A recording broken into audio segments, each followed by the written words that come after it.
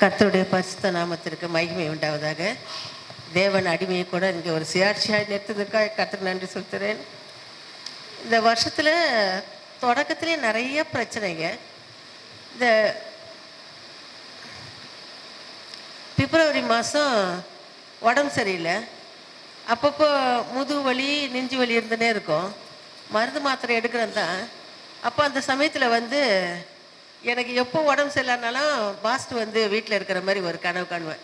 அப்படி இல்லைன்னா அண்ணன் மோகன் சிலாசஸ் உக்காந்து எங்களோட பேசினுக்கிற மாதிரி கனவு காணுவேன். எனக்கு ஆச்சரியமாக இருக்கும், அவர் எவ்வளோ பெரிய ஊழியக்காரர், நம்ம வீட்டை கூரை வீட்டை இந்த வீட்டில் உக்காந்துக்கிறாரு அப்படின்ட்டு. நான் சொல்லிக்கிறேன், பாஸ்ட்கிட்ட ஒரு நேரத்தில் சொல்லிக்கிறேன் நான். அப்போ அந்த சமயத்தில் எனக்கு என்னை முதுகு வலி இருக்கும்போது என்னை யாரோ முதுகில் தொட்ட மாதிரி இருந்தது. 2 கையை வச்சு என்னை கையில் அமுக்கிற மாதிரி இருந்தது. அதை ஆனால் சாட்சி சொல்லிக்கிறேன் நான். பிப்ரவரி மாதம் அப்போ எனக்கு கையா என்னான்ட்டு எனக்கு தெரியணும்ல. ஆனால் நான் 2 கையும் பார்க்குறேன், என் முதுகில் கை இருக்கிறத பார்க்குறேன். சரின்னு சொல்லிவிட்டு நான் எனக்கு கொடுத்த வாக்கு தத்துவம் ஏசாயா 43:4 வசனம்.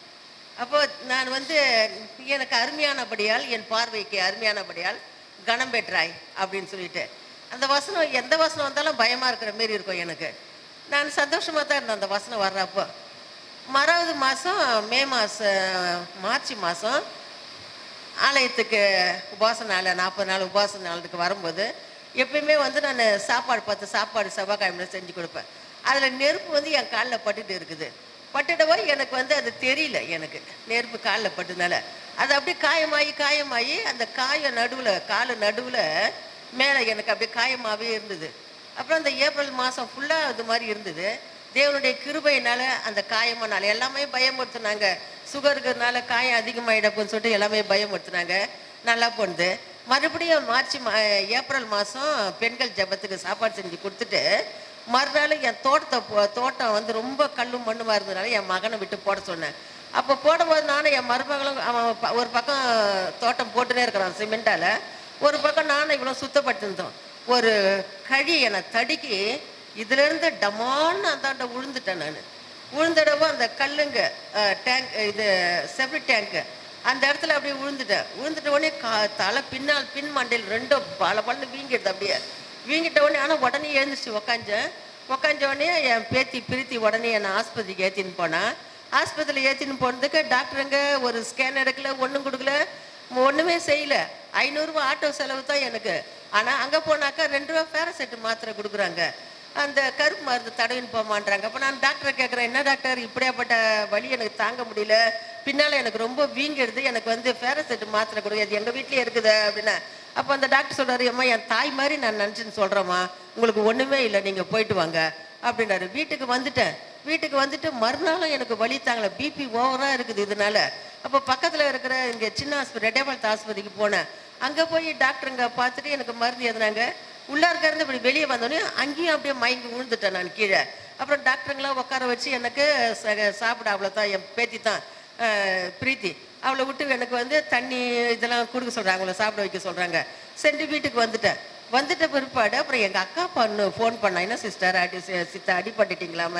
ஆமாம்மான்னு சொல்லிட்டு தேவனுடைய பெரிய எனக்கு பாஸ்டர்கிட்ட சொல்லுவேன், எதுவாக இருந்தாலும் நாங்கள் பாஸ்டர்கிட்ட தான் சொல்லி ஜெபம் பண்ணுவோம். நிறைய இப்போ அவருக்கும் நிறைய இதுவாக இருக்கனால எனக்கு உடனே சொல்ல முடியல, பயமாக இருந்த மாதிரி இருந்தது.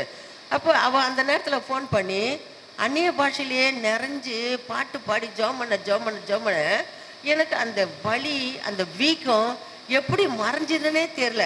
அன்னையிலேருந்து இன்னைய வரைக்கும் அந்த வலி இல்லவே இல்லை. எந்த டாக்டரை போய் பார்த்தாலும் ஒன்றும் இல்லைம்மா உனக்குன்னு தான் சொல்கிறாங்க. அந்த அளவுக்கு இருந்தது.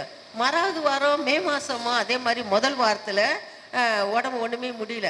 அப்போ என் மருமக ஆஸ்பத்திரிக்கு ஏற்றின்னு போனதுக்கு ஒரு நாள் நைட்டு வச்சுருந்துட்டு மறுநாள் என்ன சொன்னாங்க, ஒன்றுமே இல்லை, உங்களுக்கு எல்லாமே நார்மலாக இருக்குதுன்னு சொல்லிட்டு. அப்போ ஒவ்வொரு தடவையும் இந்த மாதம் இந்த போன வாரத்தில் எட்மன் விழுந்துட்டான். இதில் இது வரைக்கும் அடிபட்டு அவனுக்கு தையல் போட்டுக்குது.